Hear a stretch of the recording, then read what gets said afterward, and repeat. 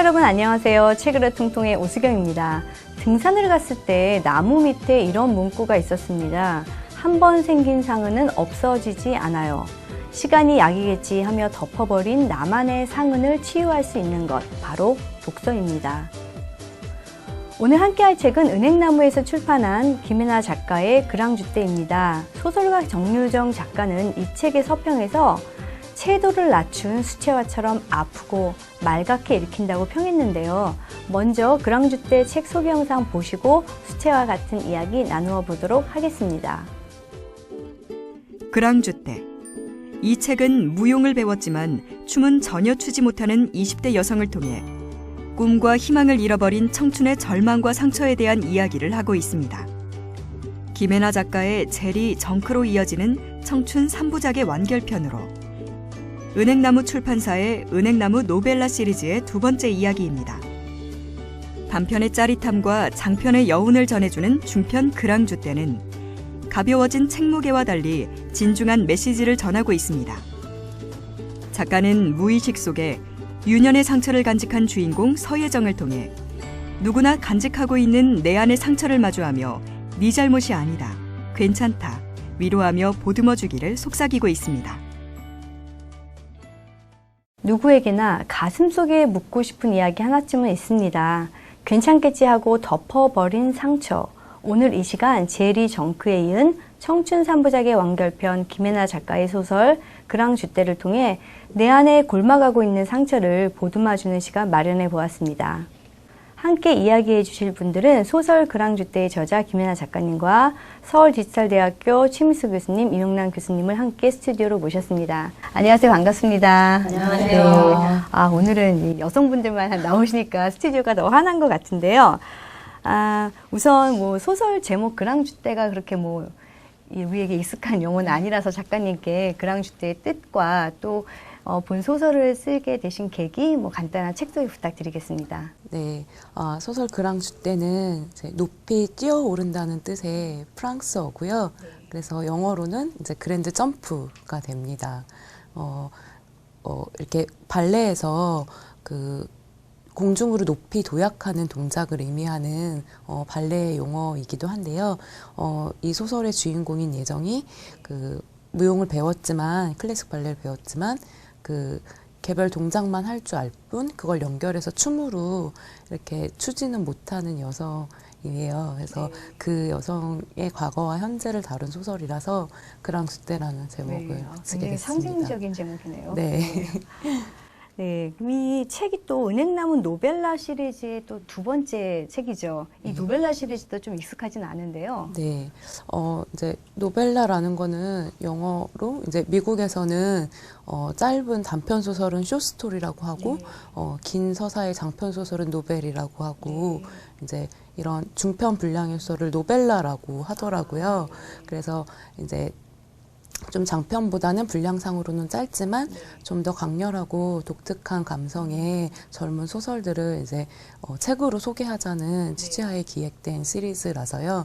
예, 이번 제 작품에도 굉장히 잘 부합되는 형식이 될 것 같아서 이 책으로 이렇게 내게 됐습니다. 작가님 소개를 들으니까 이 책이 정말 딱 그 노벨라 시리즈에 딱 맞는 좀 약간 장편보다는 좀 중간쯤 되면서 좀 강렬한 그런 이미지였던 것 같아요. 그런데 이게 이제 장편은 아니니까 사실 저는 책을 처음 받았을 때 좀 가볍게 읽겠다 이렇게 시작했다가 책 내용은 사실 좀 무거웠죠. 예, 최미수 교수님 책 읽어보시고 소감 어떠셨어요? 일단 중편 소설이라는 게 굉장히 중간이라는 게 어려울 것 같습니다. 저는 이제 작가는 아니지만 장편이나 단편에 비해서 작가들도 굉장히 쓰기 어려운 장르가 아닐까 생각이 들었고요. 그랑주떼라는 게 이제 자신의 내면을 들여다보고 자신이 스스로 자신을 치유하면서 결국은 아까 말씀하신 발레 동작 그랑주떼를 하게 된다라는 그런 내용인데 제가 카카오톡에 SNS 잉글리쉬라고 해서 플러스 친구를 맺었는데요. 매일 오늘의 단어 하나씩 뜨거든요. 네, 어제 나온 단어가 저도 처음 들었습니다. 그 단어가 굉장히 어렵던데 procrastinate 들어보셨어요? 어떻게 몇 번 연습했습니다. procrastinate 이 뜻이 꼭 해야 할 일인데 그것을 계속 미루고 질질 끌면서 이런다라는 뜻인데 제가 이 책을 읽으면서 그 주인공의 심정이 그런 게 아니었나 딱 그 단어가 매치가 되더라고요. 그래서 뭔가 자신의 그 마음속에 있는 상처를 좀 치료하고 그다음에 마음에 쌓인 그런 먼지를 좀 닦아가는 그런 과정이 필요한데 그것을 계속 procrastinating 미루다가 결국은 이제 하게 됐다라는 그런 의미로 저도 읽혔고요. 그래서 이제 그 그랑주때 같이 나중에는 이제 자기가 스스로 비상할 수 있는 그런 내용으로 이해가 됐습니다. 영어 단어까지 예. 이 교수님 어떠셨어요?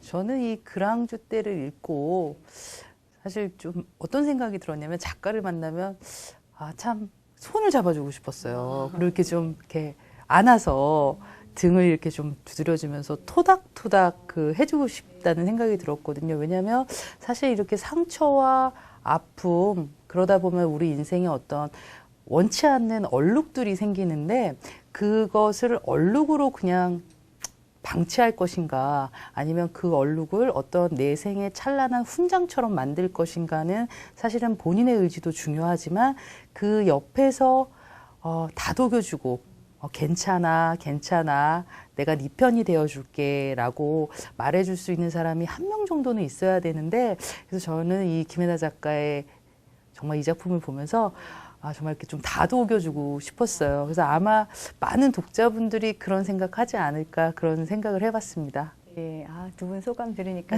점점 시청자분들이 줄거리가 궁금하실 것 같아요. 작가님께서 줄거리를 조금 자세하게 좀 부탁드릴게요.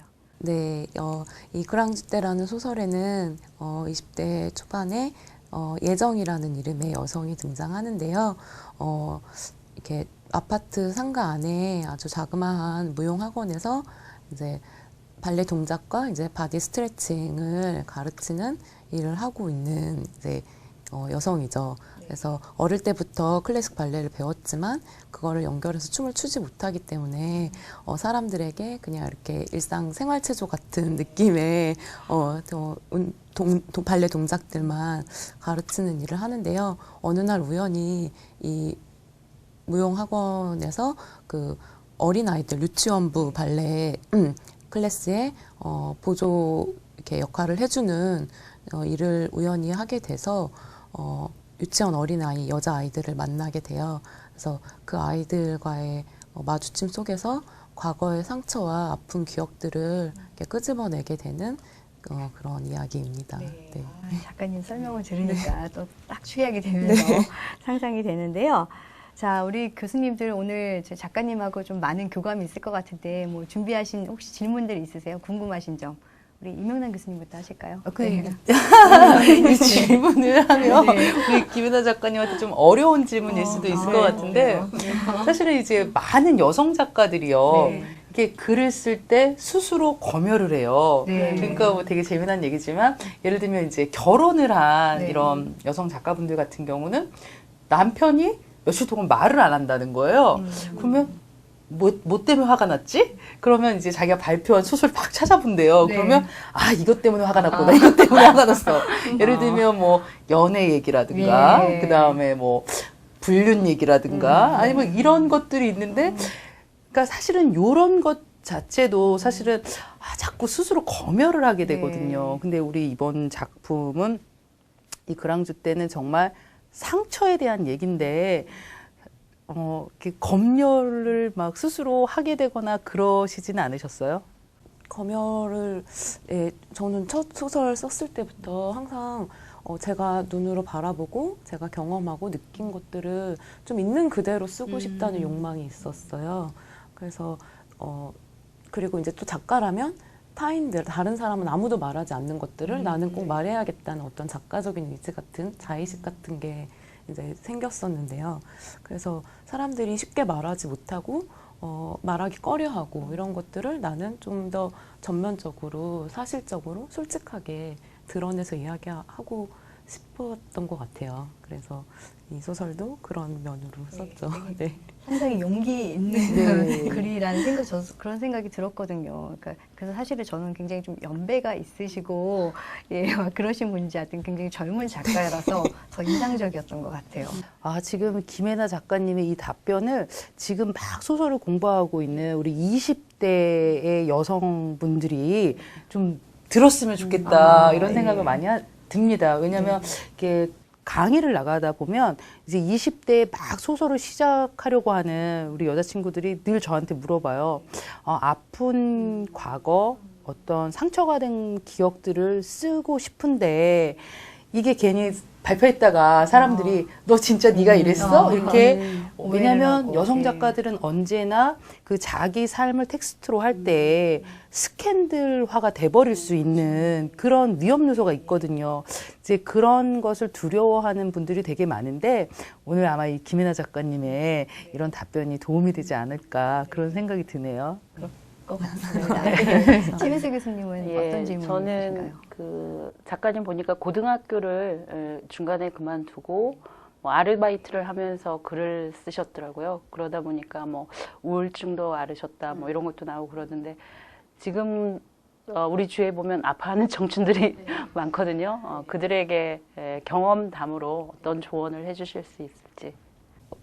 소설 제리에서는 이제 꿈도 희망도 없이 방황하는 20살 청춘들의 이야기를 썼었고, 그 다음 소설 정크에서는 꿈이 있지만 그 꿈이 이루어지지 않는 현실 때문에 좌절하고 절망하는 이야기들을 썼었어요.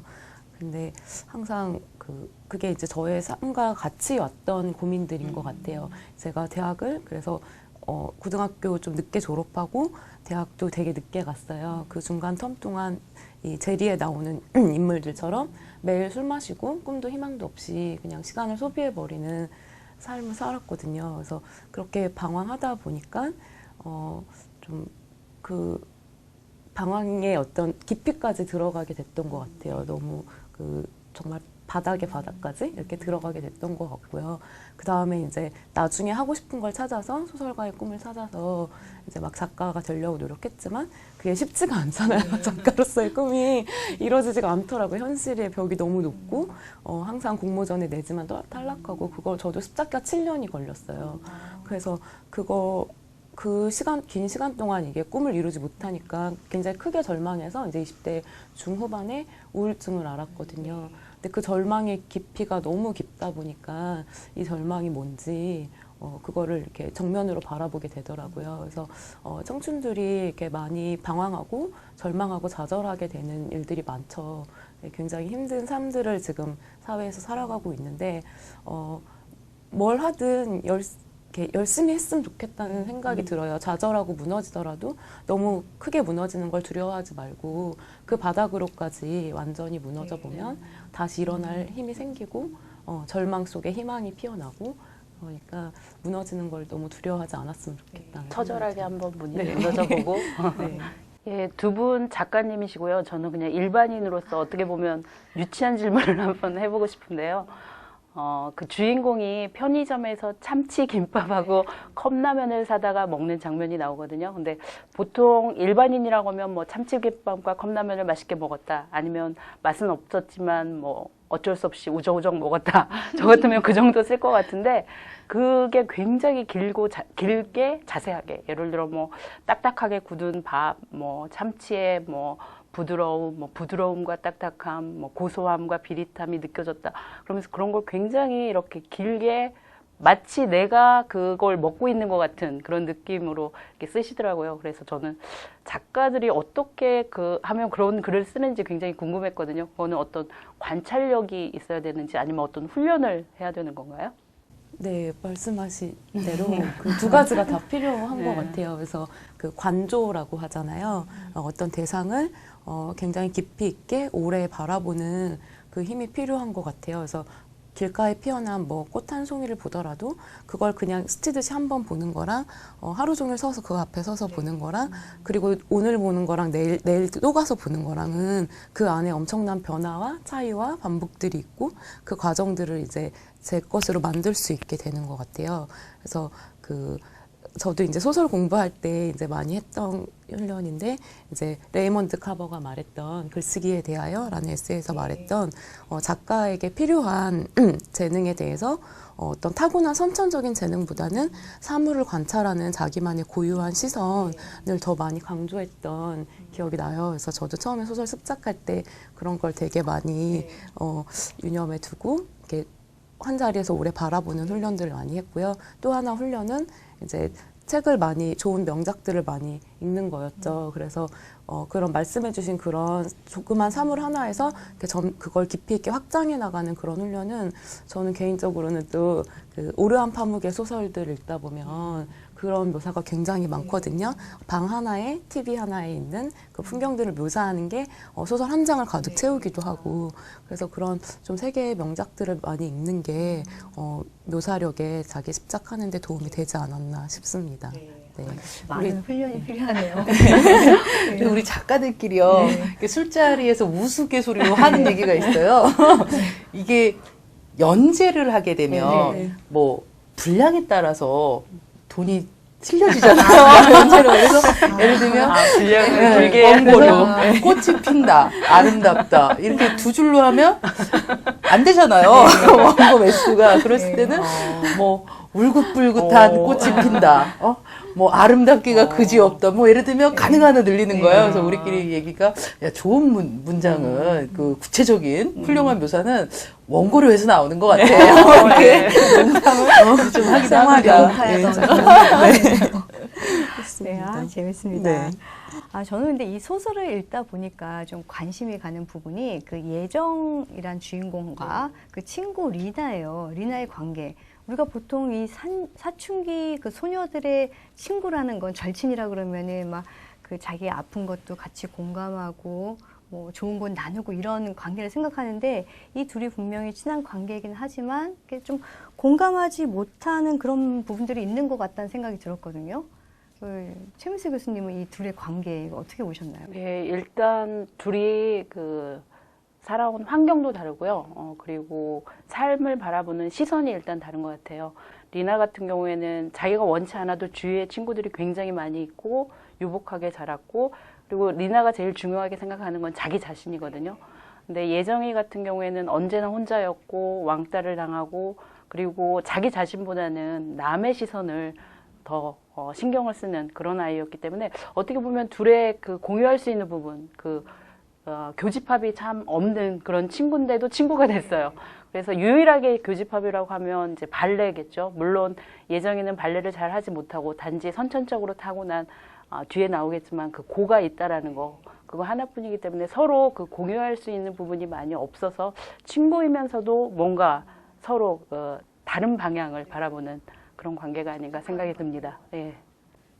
저는 이 예정이와 리나의 관계를 어떻게 봤냐면, 우리 최민수 교수님이 말씀하신 것처럼 리나와 예정이는 굉장히 달라요.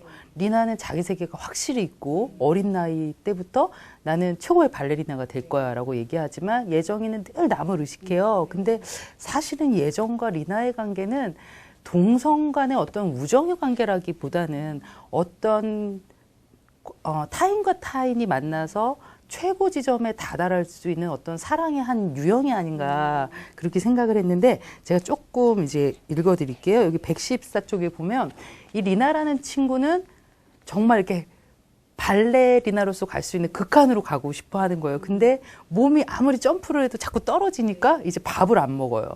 그래서 이런 얘기를 해요. 114쪽인데요. 나는 하늘을 날고 싶었어.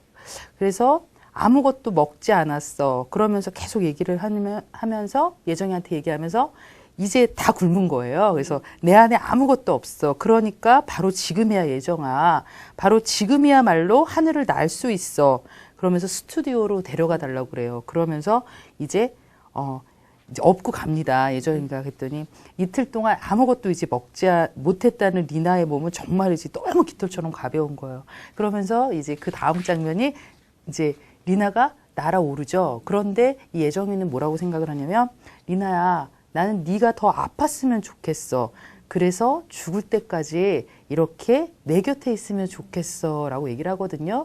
그래서 저는 리나와 이 예정이의 관계는 타인과 타인이 만나서 사랑을 하게 되면 정말로 하나가 되고 싶어 하잖아요. 근데 사실 그것은 불가능한 거죠. 그래서 아마 그런 어떤 정말로 하나가 되고 싶은데도 되지 못하는 어떤 극한의 사랑의 관계가 아닌가. 사실 저는 좀 그렇게 이해를 했습니다.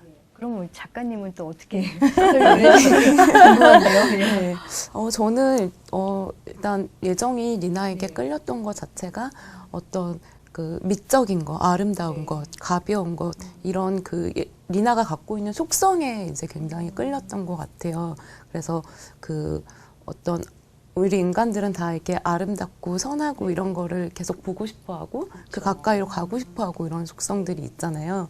그래서 약간 리나와 예정이 그렇지만 아픔은 공유하지 못하는 게 자꾸 그 예정이가 애초에 처음에 리나에게 다가갔을 때부터 그런 아름다움으로 자기를 좀 감추려고 하고 덮으려고 하고 이랬기 때문에 어떤 그런 리나가 가진 가벼움과 아름다움의 속성에 일시적인 위안만 달았던 게 아닐까 그런 생각도 듭니다.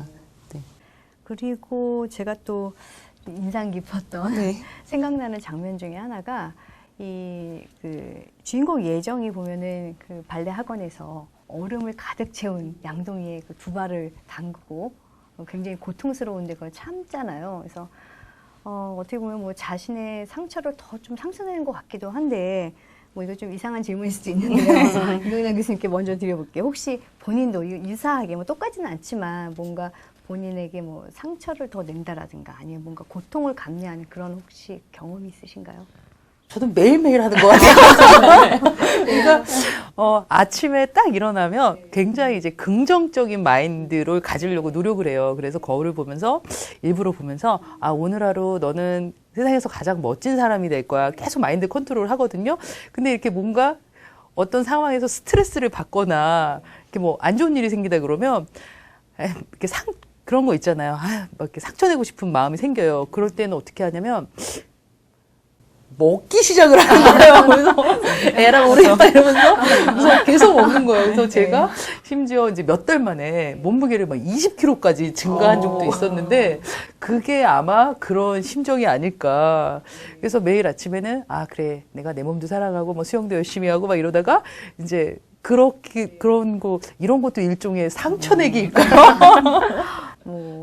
글쎄요. 작가님 어떠세요? 근데 전 되게 공감되는 게 저도 이런 나에게 상처내는 거 2가지 정도 생각을 했었는데 지금은 제가 술을 안 먹는데요. 20대 초반에 술을 굉장히 많이 먹었어요. 글 쓰기 전에는 오히려 그때는 정말 정신을 잃고 나를 다 잃어버릴 때까지. 그러면 현실의 고민이나 아픔이나 상처들이 안 떠오르잖아요.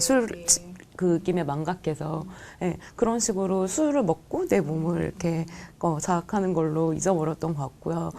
그리고 여성들이라면 이거 다 공감하실 것 같아요. 저도 오히려 20대 후반에는 이제 그런 섭식장애가 저도 있었어요. 그래서 저도 좀 심각한 수준의 폭식증이 적이 있었거든요. 그래서 뭐 이렇게 우울하거나 어떤 고통스러운 일들, 뭐 여자들 대부분 특히 실연당하거나 이러면 스트레스 받으면 여자들은 일단 먹잖아요. 먹는 걸로 풀고 그게 정말 그 배부름이 너무 심해지면 숨조차 쉬기 힘들 만큼 몸이 고통스럽잖아요. 그럼 그 고통이 일단 몸으로 오는 고통은 굉장히 즉각적이기 때문에 즉자적이기 때문에 다른 아무 생각이 안 나는 거예요. 그래서 그런 식으로 스트레스 받거나 너무 큰 아픔이 있으면 저도 막 그 단기간에 막 과도하게 많은 음식물을 먹는 그런 증상들이 있었죠. 네. 네. 혹시 최민수 선생님도 비슷한 건 저는 아니시죠? 그런 개인적인 것보다 아까 말씀하신 대로 아무 생각이 나지 않을 때까지 그렇게 해야 된다고 하고 사실 그 양동이에 발을 담그고도 그 주인공이 아무 생각이 나지 않을 때까지 참아보는 거죠. 근데 왜 그런 행위를 했을까? 저는 한번 생각을 해봤는데 그 책 초반에 보면 주인공이 그 무용원의 스튜디오에 딱 들어가서 슈즈를 신고 그 스트레칭하는 장면이 책 초반에 나오거든요. 그래서 뭐 거기 그 책의 표현에 나의 모든 관절들이 비명을 내질렀다. 그래서 나의 근육과 관절들이 더 이상 고통스럽지 않을 때까지 하다가 이제 그때서야 이제 몸을 푸는 그런 장면이 나오는데 이게 그 몸을 스트레칭 하는 거라면 그 양동이에 발을 담그고 아무 느낌이 없을 때까지 참는 게 그 마음의 스트레칭, 마음을 푸는 행위가 아닐까. 어떻게 보면 통과 의례처럼 그렇게 이제 자기 스스로의 어떤 의식처럼 그래서 내 마음의 어떤 고통이나 통증 이런 것을 느끼지 못하게끔 하는 스스로 그런 한 방법이 아닐까 그렇게 생각이 들고요. 저는 그런 육체적인 고통보다 육체적 고통, 정신적 고통 다 있을 텐데 제가 고2에서 고3이 될 때 제 친구가 했던 말이 생각이 나요. 이거하고 연결이 되는지는 모르겠는데 사실 고3이 되면 굉장히 두렵고 어떻게 그쵸. 고3 1년을 보낼까 막막하고 그런데 그 친구가 딱 그러더라고요. 고3? 그냥 어느 정도 힘든지 빨리 부딪혀보고 싶어. 딱 이러더라고요. 그래? 그거야. 그러면서 사람은 내면에 육체적이든 정신적이든 그 극한의 고통을 내가 어느 정도까지 참을 수 있는지 맞아요. 맛보고 싶은 그런 본능이지 않을까? 그런 생각이 듭니다. 근데 제 생각에는 네. 왠지 우리 최미수 교수님은 그런 어떤 상처 내기를 이렇게 하셨을 것 같아요. 그래, 내가 오늘 책상 앞에서 밤새 8시간 공부를 할 수 있는지, 12시간 공부를 할 수 있는지, 공부를 하셨을 것 같아요, 선생님. 그 시간이 줄어들면 나 마음의 상처를 받고요. 재밌는 얘기 감사합니다. 자, 이번에는 우리 책으로 통통해서 좀 사랑받는 코너인데 사실 참여자들은 별로 이렇게 좋아하지 않으시고 굉장히 어려워하시더라고요. 힘드셨죠? 네. 정말 이 코너 때문에 아주 괴로워요. 그래도 항상 명작이 나옵니다. 그래서 정말 이거. 원래 저희가 이 책 제목으로 많이 하는데요. 어렵잖아요. 네. 그래서 조금 짧게 비밀. 누구나 가슴속에 품고 있는 비밀이라는 2글자로 이행시 짓기를 한번 해보겠습니다. 자, 작가님 준비되셨나요? 저도 선생님 말씀 공감하는 게 소설가들은 사실 언어를 다루는 게 아니라 서사를 다루잖아요. 그쵸. 그러니까 이런 언어로 뭔가를 만드는 게 되게 익숙한 작업은 이렇게 아니었는데요. 말씀하시고 더 멋진 작품이 나오는 걸 제가 알거든요. 네. 자, 오늘 띄우겠습니다. 네. 비애감에 젖은 사람들을 위한 밀. 밀어. 정말 여운이 많네요. 네. 보세요. 자, 이 교수님 준비되셨죠? 네. 비, 비밀로 은폐해버린 기억.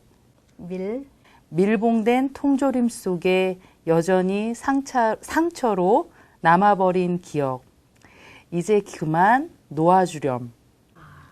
소설을 하고 좀 맞춰봤습니다. 예. 최 교수님 부담되시죠? 저는 안 시켜도 될 것 같은데 두 작가님 앞에서. 근데 듣고 싶습니다. 미리 네. 참 어렵더라고요. 그쵸? 그래서 미리 사실 어려우셨을 것 같아요. 솔직히 말하면 국어사전도 다 들춰봤거든요. 밀로 나오는 게 거의 없어요. 밀이 나오는 게 거의 없어요. 네, 됩니다. 그래서 그냥 예. 우리가 지금 얘기하는 책의 주제에 맞게 해보도록 하겠습니다. 비, 비상하는 그랑주대를 위해 밀, 밀리지 않고 마음 청소하기. 밀리지 않고를 어떻게 생각하셨어요? 저는 밀자가 계속 하루 종일 밀가루. 명상이 안 되는 거예요. 밀가루. 근데 이 성격이 좀 다 드러나는 거지 밀리지 않고. 그니까요. 역시 예. 공범생은 다르세요. 네.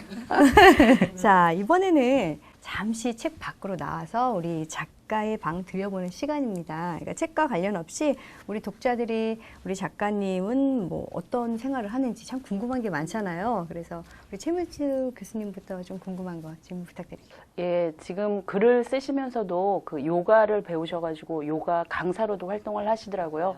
그래서 엉뚱한 질문이 될 수도 있을 것 같은데요. 그냥 요가와 소설의 공통점? 요가를 저도 그때 아까 말씀드렸다시피 20대 후반에 좀 그 우울증 크게 알았을 때 요가로 치유를 많이 받았던 것 같아요. 그래서 그때부터 이제 요가 강사 자격증도 따서 강사로도 이제 부업하면서 글을 썼는데요. 소설과 요가는 차이점도 많고 공통점도 많은 것 같아요. 근데 비슷한 점이라면 어떤 이 소설이라는 게 이야기를 하는 거잖아요. 내 안의 이야기를 바깥으로 끄집어내는 그런 과정인데요. 요가도 어떤 마음의 어떤 묵은 때 같은 거 그리고 너무 수많은 생각들 이런 것들을 비우는 작업이거든요. 그래서 어떤 내 안에 어떤 얽매여 있는 것들을 이렇게 비워낸다는 의미에서 좀 공통점이 있는 것 같습니다. 또 이 교수님 어떠세요? 저는 사실 네. 너무 개인적인 질문이 사실 너무 네. 해보고 싶은 거예요. 왜냐면 이제 아직 미혼이시잖아요. 네. 거기다가 또 요가도 하셔서 너무 아름다우시고. 근데 저는 제가 25에 이제 그 등단 이제 데뷔를 했는데 네. 그날이 바로 결혼식 날이었어요. 우와, 책 나온 정말요? 날이. 그렇기 때문에 저는 작품 활동을 하기 시작했지만 이제 그때부터 기혼이었던 거죠. 그래서 저는 궁금한 게 이렇게 미혼의 아름다운 그 우리 소설가는 어떤 남성들과 주로 그 연애를 하고 그리고 이제 그 왠지 저는 그런 경험이 없기 때문에 이런 그 만나면 주로 문학 얘기를 하나요? 궁금해요. 어떤 얘기를 하는지. 저는 사실 20대 때는 연애를 한 번도 못했어요. 네. 이 소설가 꿈만 너무 이렇게 막 간절히 바라느라고 네네. 소설 쓰려면 시간이 많이 필요하잖아요. 그쵸. 그러니까 시간 뺏기고 막 그러니까 이 마음의 여유가 없었던 것 그쵸, 같아요. 그쵸. 그래서 남자를 만나지 못하다가 네. 이제 등단하자마자 말씀해 주신 대로 2010년부터 막 열심히 연애 해봤는데요.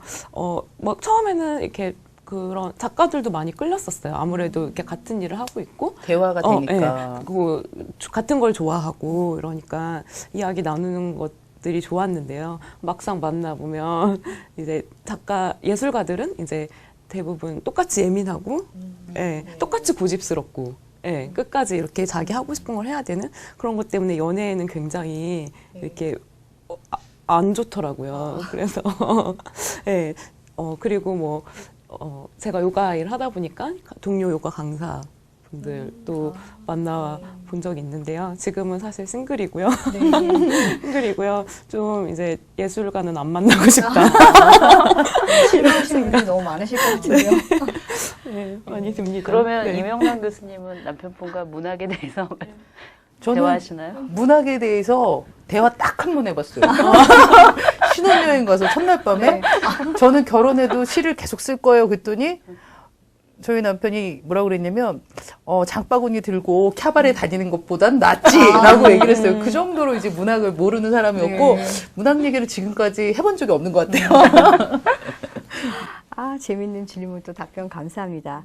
자, 뭐 얘기하는 중에 나왔는데 작가님이 요가 강사를 하실 만큼 굉장히 그 요가에 또 일가견이 그러니까요. 있으신데 이 스트레스를 또 해소하는 방법이라고도 이제 말씀하셨잖아요. 네. 그렇죠? 예. 예, 많은 도움이 되세요?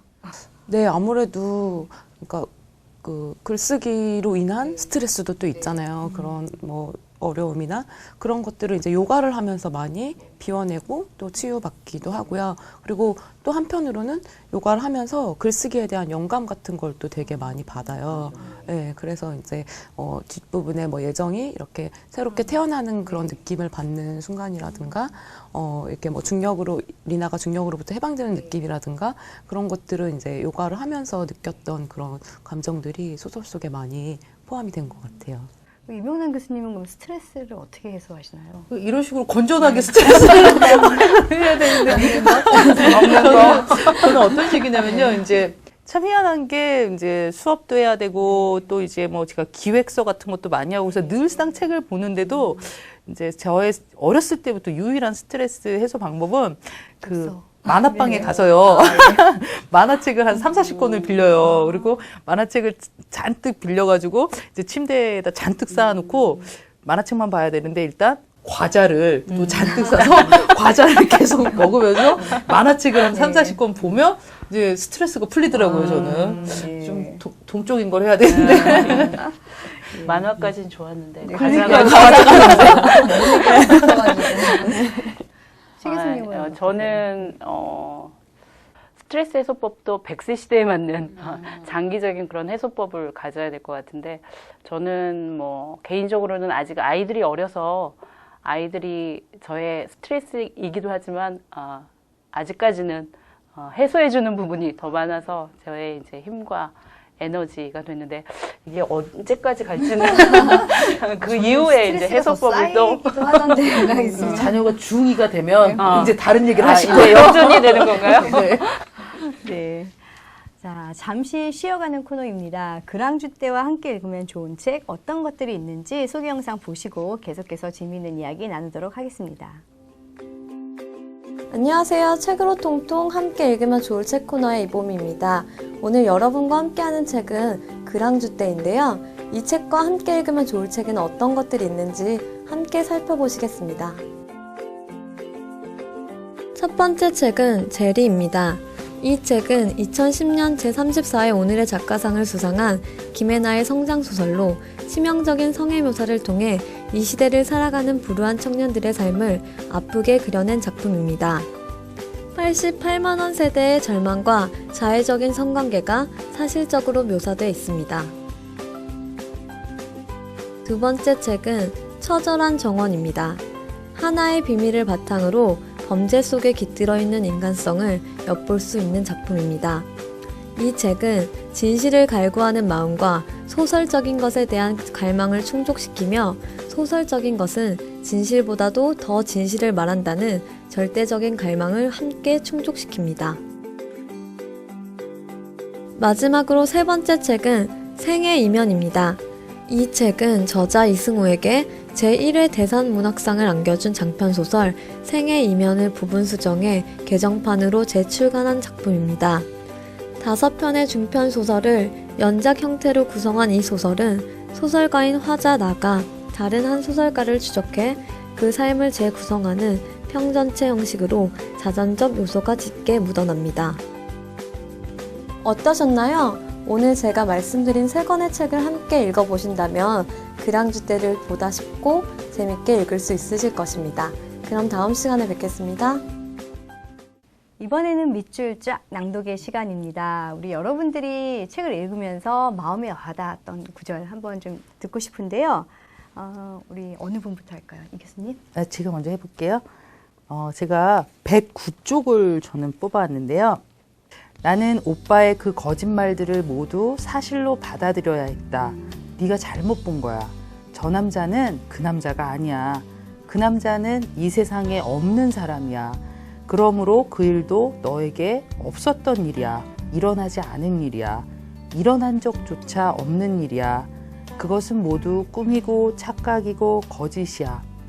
나는 점점 무엇이 꿈이고 현실인지, 무엇이 허상이고 또 진상인지, 무엇이 진짜로 일어난 일이고 일어나지 않은 일인지에 대해서 구분할 수 없게 되어버렸다. 그것은 결코 가려낼 수 없는 것들이었다. 나에게는 그저 오빠의 거짓말만이 사실이 되었다. 사실이 되어야 했다.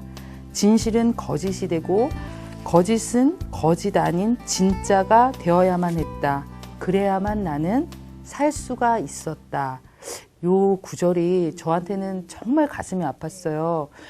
그러니까 예정이 이런 삶을 살 수밖에 없었던 이유도 바로 이렇기 때문이었다고 생각을 하거든요. 사실 우리한테 벌어지는 불행들은 사실 우리가 선택하는 경우는 없어요.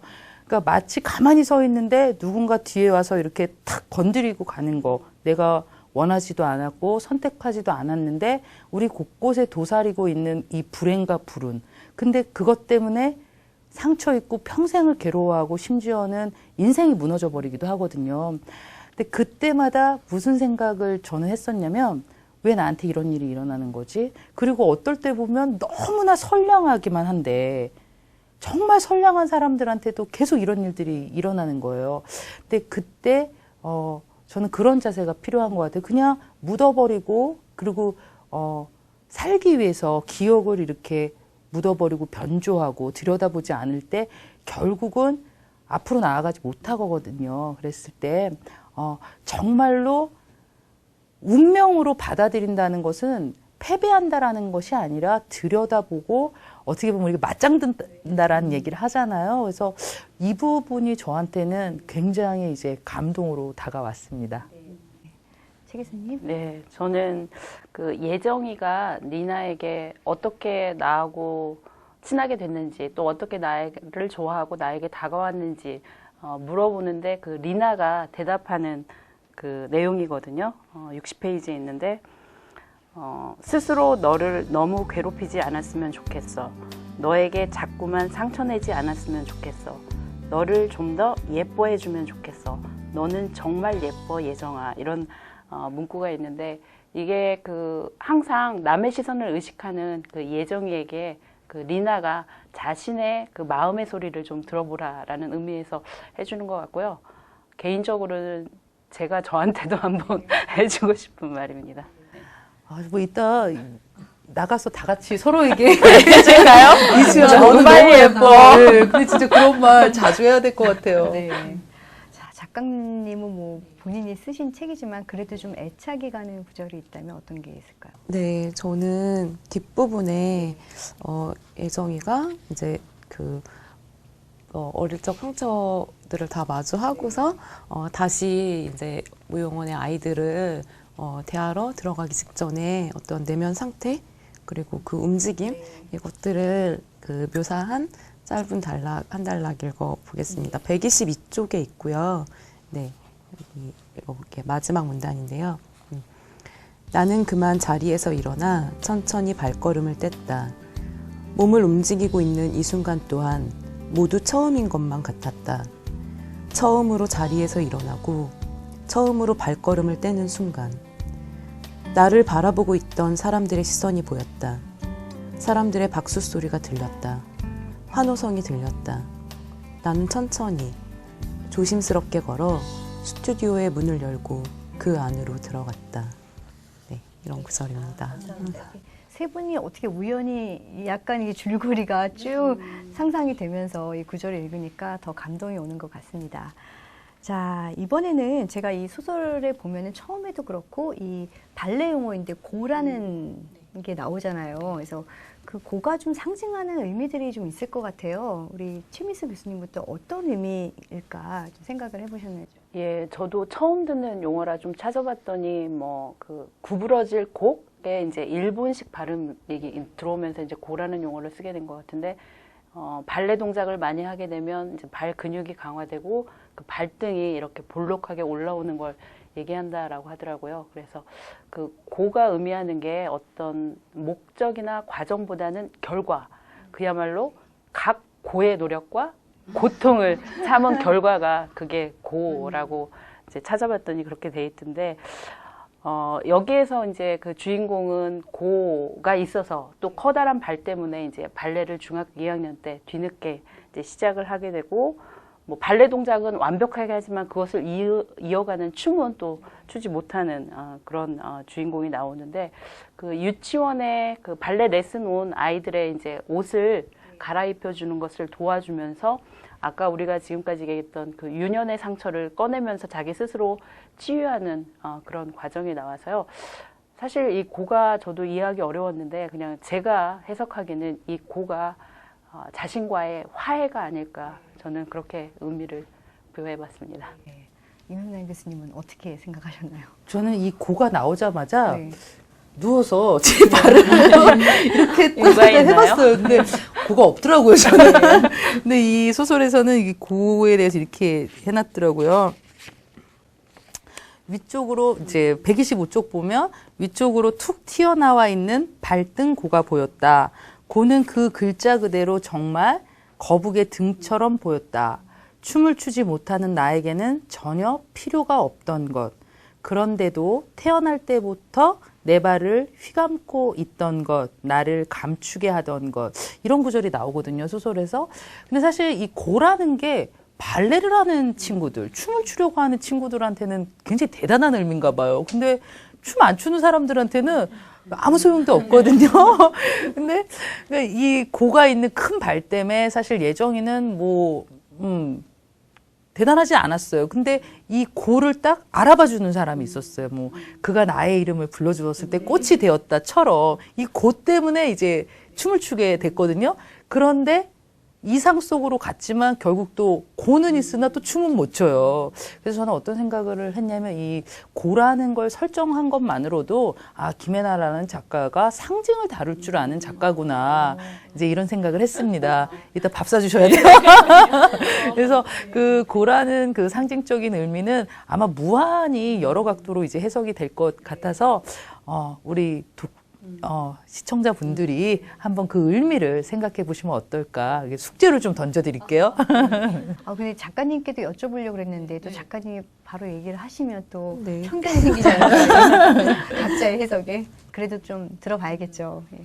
네, 그럼 저도 작가가 아니라 한 명의 독자로서 이제 이야기 드리자면, 청춘 시절에, 20대 시절에는 이렇게 뭔가 앞에 난관들이 많잖아요. 맞아요. 내가 이거를 하고 싶은데 그걸 가로막고 있는 장애물들, 내 앞에 어떤 큰 돌, 바위가 이렇게 있는 듯한 느낌을 늘 받았어요.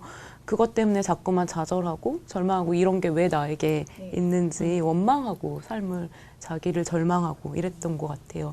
근데 시간이 오래 지나서 돌이켜보면 그 커다란, 나를 가로막고 있던 커다란 바위는 사실은 그 나를 가로막고 있던 걸림돌이 아니라 내가 디디고 올라설 수 있는 디딤돌이었구나, 이런 느낌을 많이 받았어요.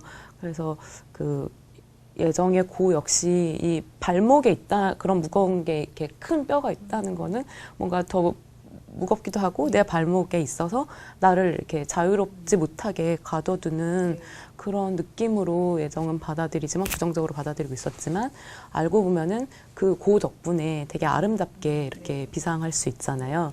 이렇게 날아오르게 하는, 그 춤추게 하는 어떤 그 좋은 긍정의 어떤 그 의미로도 볼 수 있을 것 같아요. 네. 정답이에요? 정답도 네. 되고 네. 다 아주 여러 의미 의미로. 있게 네. 받아들일 수 있을 것 같아요. 예.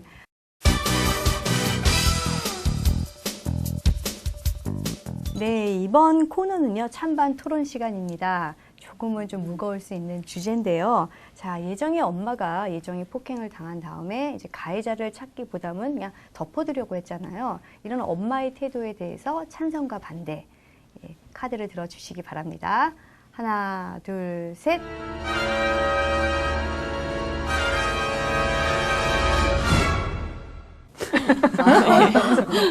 좀 번갈아서. 그럼 찬성 의견부터 한번 들어볼까요? 네.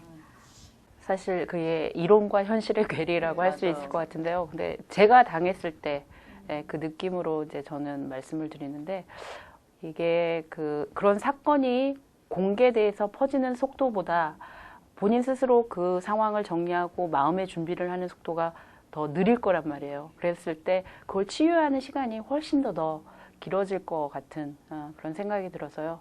저는 찬성이라고 말씀드립니다. 저는 장기적으로 봤을 때 그 본질적인 부분에서는 인생 선배로서는 사실은 이 엄마의 이런 행동에 대해서 반대를 해요. 어떤 심리적인 거, 평생을 안고 가야 되는 상처, 이런 거 생각을 하면, 엄마가 그렇게, 특히나 이 예정을 다룬 그런 행동 자체가 얘는 이해도 못 하는데, 이유도 설명 안 해주고, 그래서 그걸 반대인데, 엄마로서라면 저도 그랬을 것 같아요. 그래서 사실 굉장히 어려워요, 이거. 작가님. 저도 마찬가지인데요. 근데 다만 저는 이제 사회적으로 봤을 때 이런 이 성범죄 피해자들이 이야기하지 못하니까 그걸 악용해서 더 많은 범죄들이 일어나기도 하고 자꾸 덮어두니까 이런 사건들이 우리 사회에서 끊이지 않고 일어나기 때문에 힘들어도 적극적으로 이 피해자들이 피해 사실을 이야기하는 게 맞다고 생각은 하는데요. 저도 마찬가지로 부모님 심정이라는 거는 내 아이가 이런 일 당했다는 거를 감추고 싶은 게 맞는 것 같아요. 그래서 그 어머니의 마음도 우리가 알아야 하기 때문에 참 어려운 문제인 것 같아요. 사실 그 부분을 보면 그 엄마가 그 예정이한테 왜 나한테 바로 오지 않았냐고 사람들이 얘기했냐고 막 얘기를 하는데 그게 이제 아이를 아무래는 게 아니라 너무 속상한 현실이 그러니까 참 저도 안타까웠던 부분인 것 같아요. 예. 자, 의견 감사하고요. 오늘 책으로 통통과 함께하고 있는 김혜나 작가의 그랑주때, 시청자 여러분들은 어떻게 보고 계신지 궁금한데요. 이 방송을 보신 후 여러분의 시청 소감을 아래 보이는 자막 메일로 보내주시면 3분을 선정해서 작가님의 친필 사인이 있는 그랑주때 한 권씩 보내드리도록 하겠습니다. 시청자 여러분의 많은 참여 부탁드립니다. 네, 또 벌써 아쉬운 마무리 시간이 됐습니다. 예, 여러분들이 오늘 그랑주대와 함께 하셨는데요. 그랑주대에 대한 한 줄 서평, 오늘은 좀 그랑주대는 뭐뭐뭐다, 좀 이런 식으로 해서 서평과 또 어떤 분에게 추천하고 싶은지 좀 말씀해 주시기 바랍니다. 자, 우리 최민수 교수님. 네. 그랑주대는 앞서도 제가 말씀드렸지만 자신과의 화해이다 이렇게 하고 싶습니다. 그래서 자신의 그 내면 고백을 통해서 자신과 화해하면서 결국은 추지 못하던 춤을 추듯이 자기가 원하는 것을 이루어가는 그런 과정을 그린 책인 것 같고요. 그리고 이렇게 항상 자기 자신보다는 남에게 초점을 맞춘 그런 사람들, 그리고 자신을 좀 더 예뻐해 줄 필요가 있는 사람들에게 이 책을 추천하고 싶습니다. 저는 그랑주대는 한 걸음이다라고 표현을 하고 싶어요. 그래서 바닥까지 절망해 있는 분들, 그리고 상처 속에 있는 분들이 이제 그 밖으로 딱 한 걸음 나오기 시작하는 그 첫 발이라고 생각을 하고요. 지금 그런 분들에게 추천을 하고 싶습니다. 자, 오늘 책으로 통통 처음 출연하셨는데 아쉽지만 마지막으로 출연 소감과 그리고 앞으로 또 저술 계획 있으실 것 같아요. 예, 계획 좀 들려주세요. 네, 오늘 이렇게 방송을 통해서 독자님들 만난다는 게 굉장히 새롭고 좀 신기하게 다가오는 시간이었고요. 그분 선생님들 덕분에 너무 즐겁게 대화 나눌 수 있었습니다. 그리고 제가 이제 요가를 하고 있는 만큼 좀 인도 신화와 이제 요가를 바탕으로 배경으로 이제 좀 30대의 사랑 이야기를 앞으로 한번 써보고 싶다는 그런 계획이 있습니다. 네. 기대하고 있겠습니다. 네. 오늘 책으로 통통과 함께한 소설 그랑주대 어떠셨나요? 언제부턴가 갈대는 속으로 조용히 울고 있었다. 신경님의 갈대의 한 구절입니다. 나뿐만 아니라 모두가 살면서 속으로 이렇게 울고 있다는 것을. 그러니 괜찮다 하며 스스로를 위로하는 시간이 아니었나 생각해 봅니다. 지금까지 김혜나 작가의 그랑주대와 함께했습니다. 출연해주신 김혜나 작가님과 서울디지털대학교 최미수 인문학 교수님께 감사드립니다. 저는 다음 시간에도 여러분과 함께 책으로 통하는 행복한 시간 나누도록 하겠습니다. 시청해 주셔서 고맙습니다.